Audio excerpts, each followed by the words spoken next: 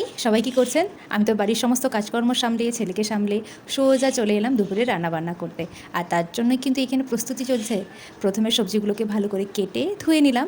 আজ একটু ভাবছি নিরামিষ খিচুড়ি বানাবো। কারণ যেহেতু কালকে বিশ্বকর্মা পুজো, আবার তার উপরে আমার রুমের পাশেই মনসা মায়ের পুজো হবে। তো মায়ের একটু বারও করব। আবার আমার শ্বশুরবাড়িতে ধর্ম ঠাকুরের বারও আছে। তো সব মিশিয়ে একেবারে কালকে সারাদিনই উপোস থাকা হবে, তো সেই জন্য আজকে একেবারে নিরামিষ রান্নাবান্না, নিরামিষ খাওয়ার দাওয়ার। তো তাই ভাবলাম চলুন, এত সুন্দর সবজি দেখে তারপরে আছে ফুলকপি। ফুলকপি দেখলে না সত্যি খিচুড়ির কথা মনে পড়ে। কারণ এই খিচুড়িতে না ফুলকপি থাকলে বেশ ভালো লাগে খেতে, জানেন তো।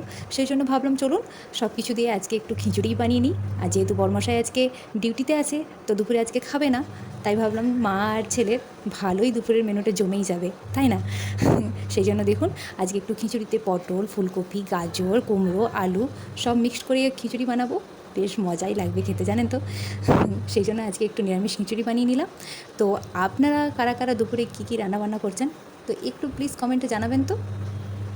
আমার সকল বন্ধুদের জন্য শুভ বিশ্বকর্মা পুজোর অনেক অনেক শুভেচ্ছা রইল। আবার এদিকে মনসা মায়ের পুজোরও কিন্তু ঢাক বেজে গেছে। আজ মনসা মায়ের পুজো রয়েছে, তারও সকাল থেকে প্রস্তুতি চলছে।